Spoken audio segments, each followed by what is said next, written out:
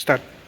આપણી જે 12 નંબરની પેનલ છે તેની ઉપર જે એક્સપેરિમેન્ટ સ્ટાર્ટ કરવાના છે તે ઓસીસી ટેસ્ટ શન્ટ જનરેટર પર કામ કરવાના છે. સૌથી પહેલાં આપણી જે 12 નંબરની પેનલ છે એની અંદર સપ્લાય કેવી રીતના આવશે, તો સૌથી પહેલાં આપણે મેઇન એનસીબી ચાલુ કરીશું પાવર સિસ્ટમમાંથી. ત્યારબાદ એસી 14 નંબરની સ્વિચ ચાલુ કરીશું. એ સપ્લાય આવશે અહીંયા. એસી 14 નંબરની સ્વિચ છે ત્યાં સપ્લાય ઓન કરીશું. ત્યારબાદ ઓટો ટ્રાન્સફોર્મર 3 ફેઝ વેરિયાકના મદદથી કોન્સ્ટન્ટ ધીરે ધીરે સ્પીડ વધારીશું.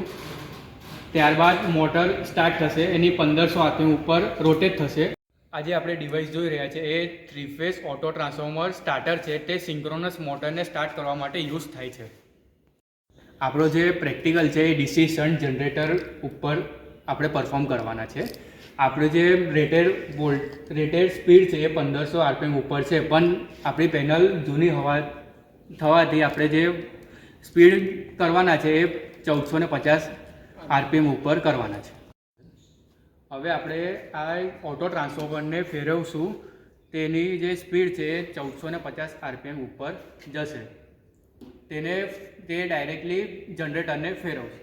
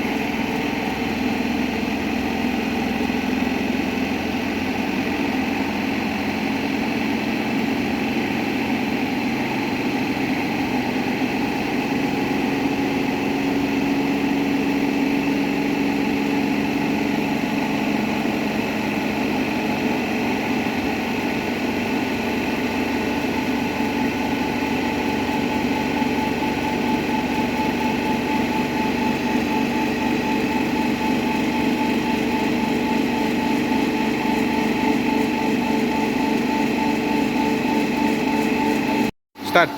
0 કરંટ ઉપર 25 રેસિડ્યુઅલ વોલ્ટેજ દેખાડે છે.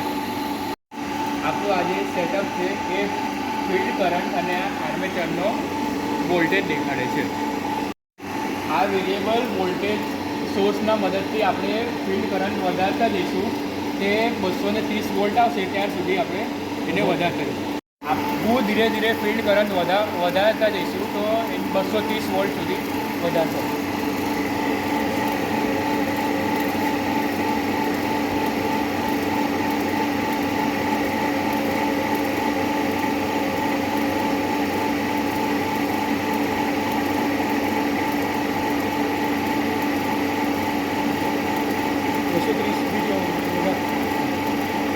અહીંયા જોવાનું છે તારે 230.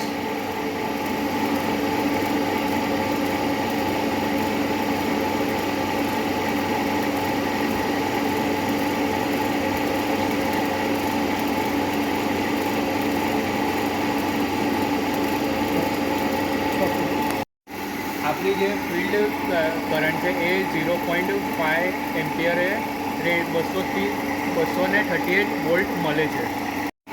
આપણો જે ઓસીસી પ્રેક્ટિકલનો જે ગ્રાફ છે તેનો જે ફિલ્ડ કરંટની જે ગ્રાફ પોઈન્ટ કરવાના છે એ 0.05, 0.10, 15 અને 0.20, 0.25, 0.35 ને 0.40, 0.45 અને 0.50 સુધી આપણે